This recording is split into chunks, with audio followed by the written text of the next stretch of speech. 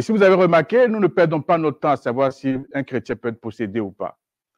Parce que si l'Église a mis le service pour les possédés dans les services spéciaux pour les anciens, ça veut dire qu'implicitement, ils reconnaissent que le chrétien peut avoir ce problème. Mais pour ceux qui sont curieux, qui ont toujours ces questions, on va toucher ça avant de terminer le séminaire. Mais on a commencé déjà à montrer que ce débat, il a été réglé depuis. Ceux qui reviennent sur ça, c'est parce qu'ils ne lisent pas les documents officiels de l'Église. Ils ne lisent pas, et puis, malheureusement, Satan, il sait comment distraire les gens.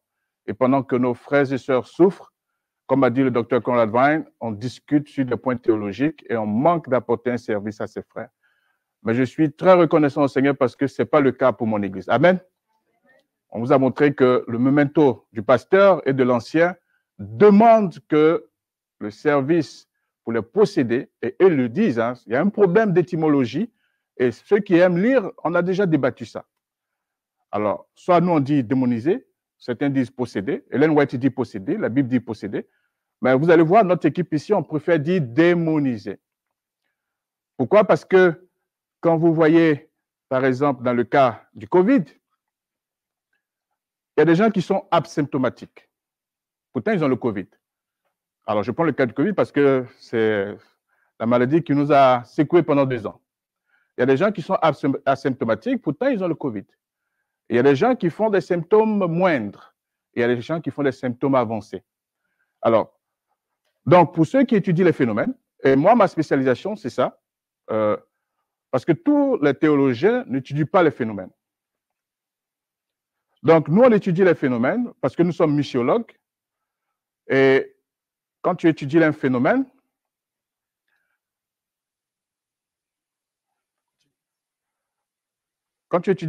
tu comprends la particularité du phénomène. Et comme pour le Covid, il y a eu toutes sortes de débats sur est-ce qu'il faut faire tel vaccin, est-ce qu'il faut faire tel régime, etc., etc. Donc, pour la même chose avec l'influence démoniaque. Parce que certains n'auront pas de symptômes et certains pensent que pour être possédé, il faut avoir des symptômes graves. C'est-à-dire, il faut que tu sois paralysé, et que tu n'aies pas la voix, que tu parles avec une voix grave, que tu as un pouvoir surnaturel. Non, tu peux avoir une influence démoniaque qu'on appelle cohabitante. Et on appelle ça l'adorcisme. Et on a interpellé beaucoup qui ont simplement une orientation vers des cas de possession dramatiques et qui oublient le côté de l'adorcisme. Pourtant, ça fait partie de la possession démoniaque. Alors, l'adorcisme, c'est quand vous avez une vie symbiotique avec un démon, comme le cas de la jeune esclave de Actes chapitre 16, qui avait un pouvoir pour la divination, pour prédire l'avenir. Elle n'avait aucun symptôme bizarre. Elle était calme, elle était docile, elle disait même la vérité. Et beaucoup de gens qui n'ont pas étudié ces phénomènes, ils oublient ce côté de la possession démoniaque et nous avons corrigé cela. Donc, si vous voulez lire un article en entier, on a déjà partagé cet ouvrage. Il est gratuit, vous pouvez le télécharger en ligne, mais il est en anglais, où j'explique, attention, la possession démoniaque, ce n'est pas seulement être agité, ce n'est pas seulement avoir de la force physique. Il y a des gens qui vivent en symbiose avec les démons parce que la présence des démons leur donne des pouvoirs, soit de divination. Et quand j'étais en France, j'ai appris qu'une sœur faisait la délivrance en invitant les esprits en elle et leur demandant de quitter les frères possédés et de venir en elle et le temps de négocier pour partir. Et ça, c'est ce que les musulmans font qu'on appelle le captage dans la Ruqya. Alors, ce soir, nous voulons que, comme déjà la sœur Suzanne a commencé, que vous puissiez prier de sorte que une simple prière expose des choses cachées, pas seulement en vous, mais autour de vous. Amen. Avec votre regard, avec votre voix. Pour ceux qui étaient à Abidjan, nous avons démontré cela. Comment vous pouvez commander à un esprit de ne pas bouger parce que vous allez voir des gens qui sont agités, qui veulent sortir de la salle. Et sans que 4 ou 5 personnes retiennent ces personnes agitées, comment vous pouvez dire à la personne, au nom de Jésus, tu ne sors pas de cette porte. Au nom de Jésus, tu ne franchis pas cette ligne. Et la personne va être comme paralysée par une force. Et tout le monde a vu ça. Et pour ceux qui étaient en France, il y avait un cas où la sœur s'agitait du sol. On lui a dit simplement, au nom de Jésus-Christ, tu ne bouges plus de ta place. Et on a vu comment la personne s'agitait pour vouloir sortir de ce lieu, mais par la foi, la prière avait mis une limite et vous pouvez voir cela. Alléluia. Donc, nous allons parler de la prière avec autorité. Comment vous pouvez, avec l'exemple de Jésus, commander. J'ai fait l'expérience, hein. J'étais encore très jeune, j'allais à l'église et la pluie, une tempête a commencé sur une piste. Je devais marcher environ 3,5 km et il n'y avait pas d'endroit où prendre un refuge. Et j'avais ma Bible. La pluie a commencé à grosses gouttes et j'étais sûr que ça allait me mouiller, mouiller ma Bible, mouiller mon cantique. Je ne pouvais pas retourner, je ne pouvais pas avancer. Et j'ai vu comment, vous avez déjà eu l'expérience de pluie qui commence et ça progresse. Et souvent même, à quelques 2 ou 3 mètres de vous, vous voyez que ça tombe à de grosses gouttes, mais ce n'est pas encore arrivé à votre niveau. Et à l'époque, je ne savais rien de tout ce que je sais aujourd'hui. Mais moi, quand je lisais ma Bible, je la lisais avec tellement de passion. Quand je faisais les concours bibliques, j'étais parmi les premiers toujours. Je montais toujours sur le podium des 3 qui étaient sortis la tête haute. Je ne mens pas, je peux vous montrer des photos de mes médailles d'argent ou d'or. Et j'ai dit, Seigneur, je ne veux pas que cette pluie mouille ta Bible, ta parole. Donc, cette pluie-là s'arrête derrière moi. Et je vous dis, j'ai marché 2 kilomètres avec la pluie qui me suivait. Ça ne m'a pas dépassé, ça ne s'est pas arrêté, mais la pluie me faisait quoi? Me suivait. Très tôt, j'ai compris que Dieu était réel. Amen. Son pouvoir était réel. Sa puissance était réelle. Malheureusement, il y a des prières qui sont impuissantes. Des prières qui n'arrivent pas à commander la nature. Impuissantes à commander aux esprits. Impuissantes à guérir. Impuissantes à libérer les gens des blessures émotionnelles. Impuissantes à provoquer un changement réel dans la vie. Non, un changement dans la vie réelle. Et je prie que vos prières ne reçoivent aucune de ces qualifications au nom de Jésus-Christ. Alors, faites cette prière. Seigneur, que je puisse, comme toi, commander à la nature. Seigneur, que je puisse, comme toi, commander aux esprits. Seigneur, que je puisse, comme toi, prier pour la guérison. Seigneur, que je puisse, comme toi, libérer des gens de blessures émotionnelles.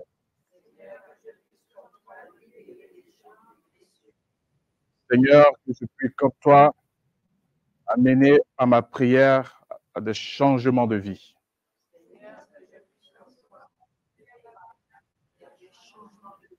Amen. Alors, c'est important, frères et sœurs, que nous comprenions cela. Alors, je crois que j'aurai des défis très petits qui est là. Alors, pourquoi souvent nos prières sont sans puissance? Tout à l'heure, on va voir la définition étymologique de la prière. Mais chaque chrétien a le privilège d'utiliser le nom de Jésus dans la prière. Et très souvent, quand on dit au nom de Jésus, c'est tellement théorique. Encore l'influence de l'aide des lumières. c'est tellement formaliste au nom de Jésus. Et tout de suite, notre esprit ne rentre pas dans les profondeurs de ce nom. Alors que si vous partez au nom d'une autorité quelque part et qu'on vous demande qui vous a envoyé, supposez que vous avez l'aval de Sa Majesté le roi du Maroc. Il vous donne soit un sceau royal et il vous dit d'aller demander quelque chose. Et la personne vous dit qui vous a envoyé. Et vous dites c'est Sa Majesté le roi. À votre avis, qu'est-ce qui va se passer? En tout cas, ici, dans ce royaume, tout le monde, si vous montrez la preuve que vous êtes envoyé par Sa Majesté, vous êtes VIP, very important personality.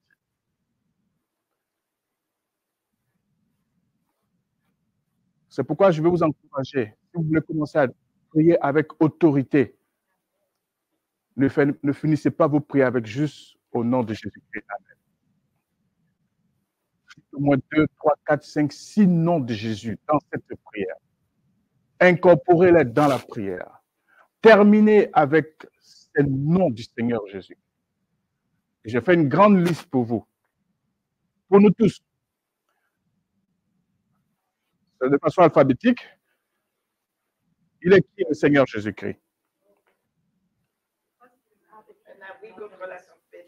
Il est l'abri contre la tempête. Il est l'abri contre le vent. Abri pour les enfants d'Israël. Il est l'admirable, l'agneau de Dieu. Alors, on va aller pour gagner du temps là où c'est plus grand. Il est le baume de Galade. Il est le beau nom. Il est le bercail, le berger. Il est le bien-aimé de Dieu. Il est la bienheureuse espérance. Il est le bon berger, le bon maître, la bonne odeur. Vous savez que des types d'esprits se manifestent par des odeurs. Parce que Dieu aimait les parfums odorifiants. Satan aussi, il a des types d'esprits qui se manifestent par des odeurs. Ça peut être des odeurs nauséabondes ou des odeurs agréables. Mais vous êtes les seuls à sentir cette odeur. Et si vous êtes en présence de quelqu'un qui dit « je sens une forte odeur », c'est nauséabond, ou bien c'est agréable, mais que personne d'autre ne sent, cette personne a des influences démoniaques. Et quand vous voulez commander pour que l'influence d'un esprit qui crée cette odeur disparaisse, qu'est-ce que vous allez dire? Parce qu'il n'y a que celui-là qui a créé ces narines, le système olfactif, c'est ça? Le système olfactif, le Satan usurpe l'autorité de Dieu. Donc vous devez commander pour que le maître de l'univers, celui qui a créé le système olfactif, soit le seul à l'utiliser. Et vous pouvez dire que, alors ça a disparu, merci, que le Seigneur Jésus-Christ, qui est le seul qui a cette odeur agréable, soit senti par ce frère au nom de Jésus-Christ. Il est le bouclier, il est le bouquet de myrrhe, il est le bras de sa sainteté. Il est quoi d'autre? Celui qui a été manifesté en chair, celui qui atteste, celui qui doit juger les vivants et les morts. Alors, comme je dis que je vais être bref, on va aller droit sur certains. Il est l'agneau de Dieu. Il est l'avocat. Il est le grand prêtre, le prince des rois de la terre. Il est l'alpha et l'oméga. C'est pourquoi que votre cœur ne se trouble point. Parce qu'il a la fin avant même le commencement. C'est pourquoi c'est important de comprendre cela quand nous sommes en train de prier au nom de Jésus-Christ de Nazareth. Il est le lion de la tribu de Juda. Il est l'époux parfait. Amen. Il est le fidèle et véritable. Et il est l'Amen. Celui qui accomplit ses promesses. Il est la vérité et la vie. Il est le pain de vie, la résurrection. Il est le Saint de Dieu. Il est le Seigneur des Seigneurs. Il est le Fils de Dieu. Il est le Fils de David. Il est le Maître. Il est l'agneau pascal, la pierre angulaire. Il est l'Emmanuel. Il est le serviteur. Il est aussi le sauveur. De façon étymologique, l'autorité, c'est quoi? C'est un pouvoir dont on est l'auteur, la faculté d'autorité. Donc, l'autorité est un pouvoir moral et personnel, librement affirmé et librement accepté, par opposition à la force brutale de la contrainte. C'est l'ascendant qui exerce une individualité sur son entourage, soit par sa valeur propre, soit sous l'inspiration de Dieu. Amen. Il y a eu des endroits où les esprits ont clairement dit non, on ne veut pas que telle personne vienne ici. Parce que déjà, les esprits savaient que cette personne avait une autorité. Amen. Ils savaient. Il y a des endroits où les esprits ont dit non, non, n'appelez pas celui-là. Que les esprits crient quand votre nom sera prononcé au nom de Jésus-Christ. Quand votre voix sera entendue au nom de Jésus-Christ. Dans Nombre, chapitre 27, verset 20, l'Éternel dit à Moïse, prends Josué, fils de Nun, homme en qui réside l'Esprit, et tu poseras ta main sur lui. Tu le placeras devant le sacrificateur Éléazar et devant toute l'assemblée, et tu lui donneras des ordres sous leurs yeux. Tu le rendras participant de ta dignité, afin que toute l'assemblée des enfants d'Israël fasse quoi? L'écoute. Pour Jésus, c'était déjà tellement clair. Il enseignait comme ayant autorité et non pas comme le scribe. Parce que le scribe, c'était la formalité. Que nos prières avec la formalité. Et ça ne peut commencer que si vous savez au nom de qui vous priez.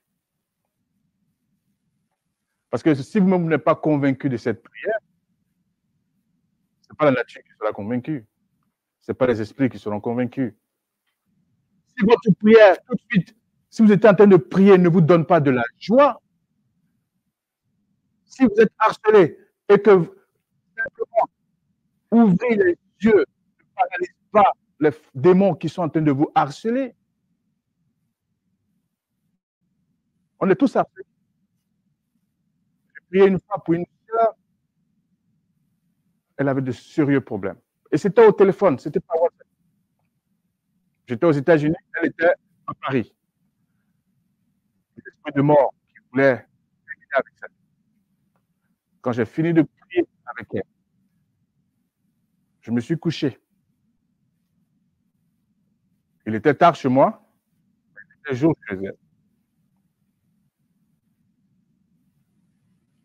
Et qu'est-ce qui s'est passé?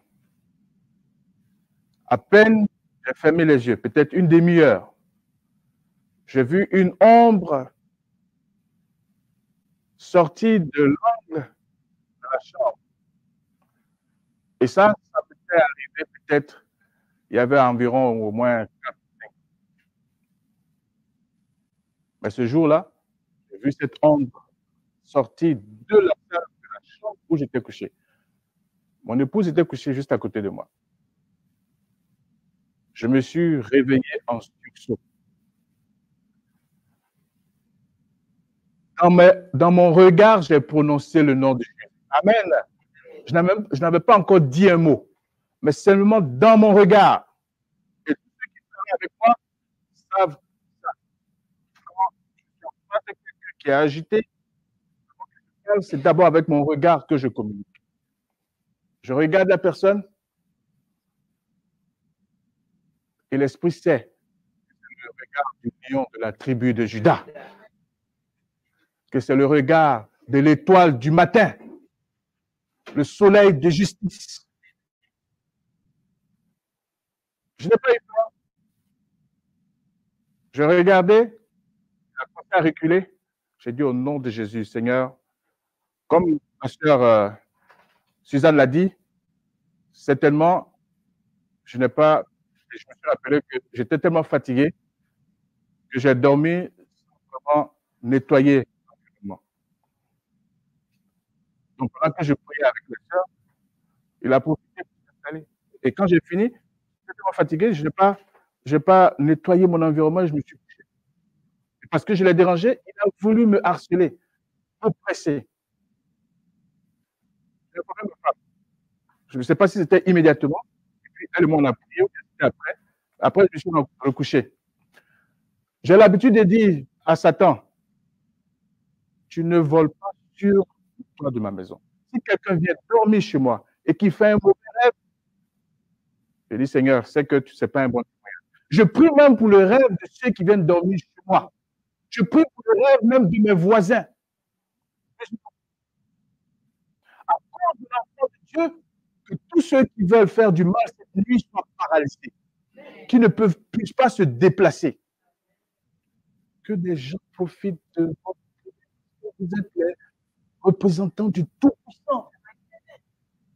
Vos prières peuvent libérer des captifs la nuit, des gens qui sont prévus pour être anéantis spirituellement. Vos prières peuvent faire tomber les chaînes, faire tomber les autels. La prière avec tout.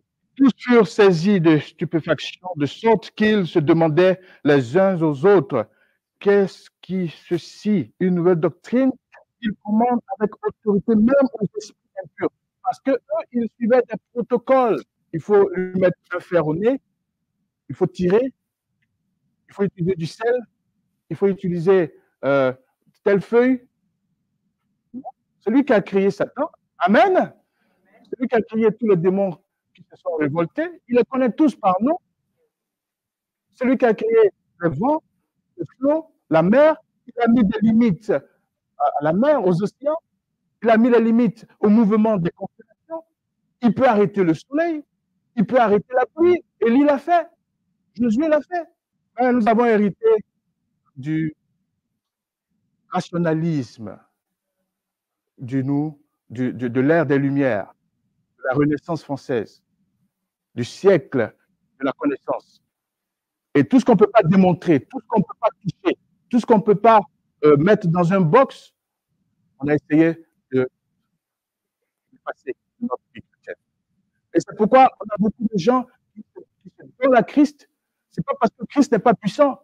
Et pendant des années, des décennies, ils sont toujours enchaînés. Simplement parce que nous avons un christianisme qui est formalitaire. La manière dont nous prions le samedi, au culte, à l'ouverture du sabbat, on n'a aucune conscience qu'il y a des esprits pour faire endormir les enfants. On n'a aucune conscience qu'il y a des esprits pour que le message nous offense. On ne prend pas autorité pour que tout cela ne puisse pas se matérialiser pendant que nous sommes là. Ellen White dit que l'avancement spirituel dépend de la prière. L'avancement spirituel dépend de quoi? La prière. S'il y avait plus de prière parmi nous, plus d'exercice d'une foi vivante et moins de dépendance à quelqu'un d'autre pour avoir une expérience pour nous, nous serions bien en avance sur où nous en sommes aujourd'hui en matière d'intelligence spirituelle. Amen. Et elle continue pour dire, ce dont nous avons besoin, c'est d'une expérience profonde et individuelle du cœur et de l'âme. Alors, nous pourrons dire ce que Dieu fait et comment il travaille. Vous savez, quand je veux former des gens qui ont peur du noir, je vais avec eux dans l'obscurité. Nous allons dans le noir. Je leur dis, fermez les yeux et commencez à prier et demander aux anges de Dieu de vous donner le sourire sur vos lèvres. C'est-à-dire, si vous avez peur de l'obscurité et que vous voyez dans l'obscurité des êtres monstrueux, fermez vos yeux et commencez à dire au Seigneur, c'est toi qui as créé ma mémoire. On n'a pas le temps pour voir à quoi ça correspond dans les noms. C'est toi qui as créé mon système olfactif. Parce que partout où vous voyez un démon, un mauvais esprit, il y a combien d'anges de Dieu? 2. Au moins.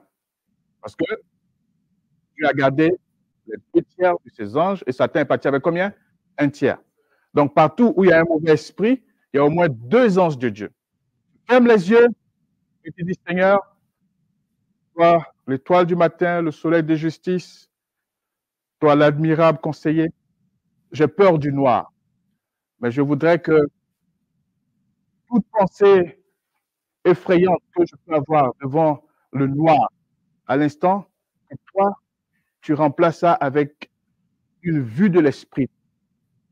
Ouvre mes yeux spirituels, comme tu l'as fait pour Géasi, pour que je vois tes archanges dans cette salle, dans ce lieu obscur. Parce que dans le noir, même quand vous traversez une forêt obscure, les anges de Dieu sont là.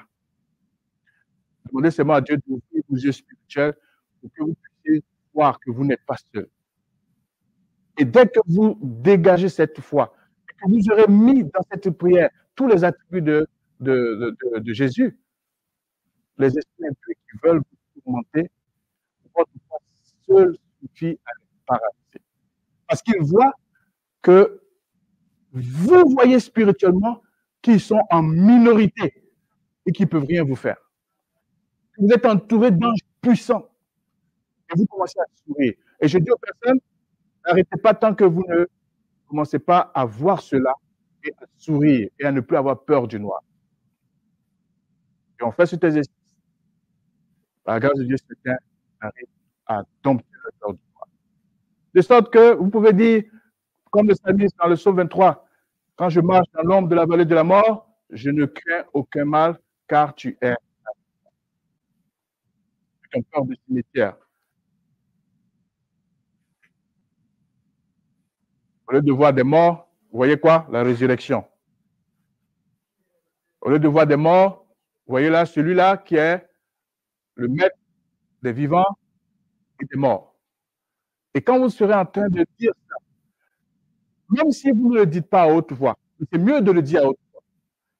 Déjà, votre foi va radier une assurance que l'ennemi voit. Et votre prière aura une puissance au nom de Jésus-Christ. J'ai promis ne pas être long. On va terminer. Davantage de prières sont nécessaires à l'approche de la fin. Les quoi? Les confédérations augmentent en nombre et en puissance à mesure que nous approchons de la fin des temps. Ces confédérations créeront des influences opposées à la vérité, formant de nouveaux partis de croyants professants qui mettront en pratique leurs propres théories illusoires. Vous voyez, je vois certains qui promettent la sécurité que même la Bible ne promet pas. Je dis, mais comment on lit la Bible? Il ne suffit pas de mentir. Hein. Si vous promettez ce que Dieu même ne promet pas, et on va voir tout ça quand on va voir la doctrine 11. Dieu dit, Satan est vaincu, mais nous devons lutter au quotidien. Nous devons lutter au quotidien. Pourquoi je dis, il y a certains qui parlent de la sécurité, mais vous, dans le ministère de la délivrance, vous vivez la sécurité. Quelqu'un qui a peur, qui ne se sent pas en sécurité, ne peut pas s'engager dans le ministère de la délivrance. Ce n'est pas possible. L'apostasie augmentera. Quelques-uns abandonneront la foi, prêtant attention aux esprits séducteurs et aux doctrines de démons. Des hommes et des femmes sont confédérés pour s'opposer au Seigneur Dieu du ciel. Et l'Église n'est qu'à moitié consciente de la situation. Il doit y avoir beaucoup plus de prières, beaucoup plus d'efforts sérieux parmi les croyants professants. Amen. Plus d'efforts sérieux, beaucoup plus de prières. Frères et sœurs, Dieu nous promet sa toute puissance. Mais nous devons laisser l'Esprit Saint agir comme le Christ a agi. Il est écrit, il a cité, contre Satan. Et il est écrit, c'est le nom du Seigneur. Il est écrit qu'il est l'alpha et l'oméga. Il est écrit qu'il est le Seigneur des Seigneurs. La victoire par la prière quotidienne, grâce à la prière quotidienne adressée à Dieu, ils obtiendront de sa part la sagesse et la grâce de supporter les conflits et les dures réalités de la vie et sortiront quoi? Victorieux. Les conflits et quoi? Les dures réalités de la vie. Vous avez vu ce qui est arrivé à notre sœur Suzanne ce matin?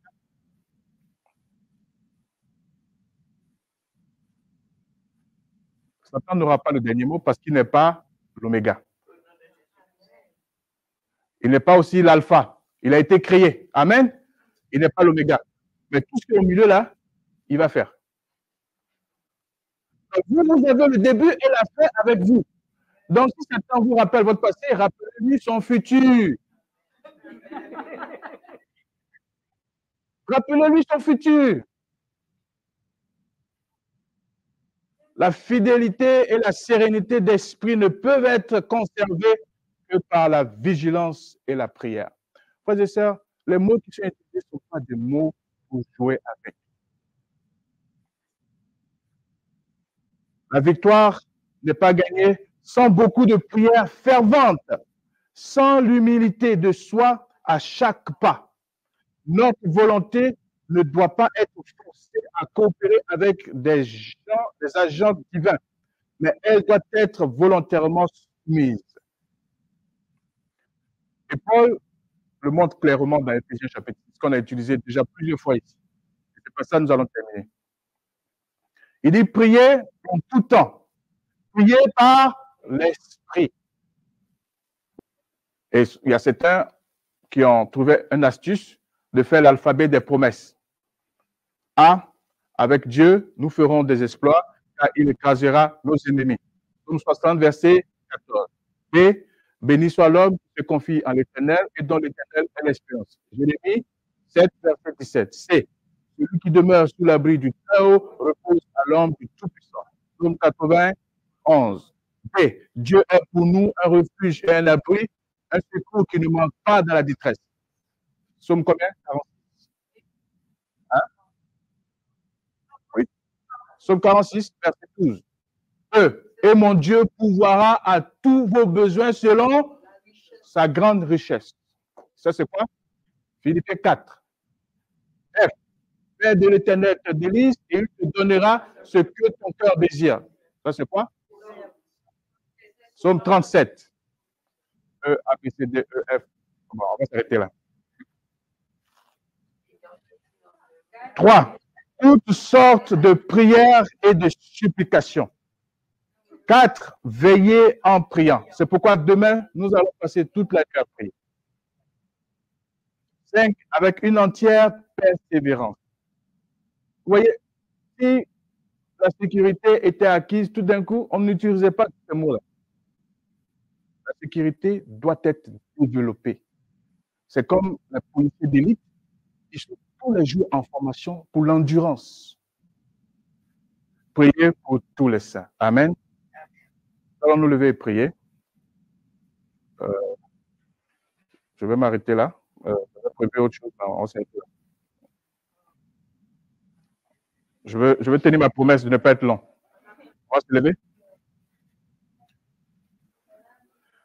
On va lire cette dernière citation. La prière est une communion continue avec Dieu. C'est l'oxygène de l'âme et sans elle, l'âme s'atrophie et meurt. La prière, dit Ellen White, est un des devoirs les plus solennels, les plus essentiels.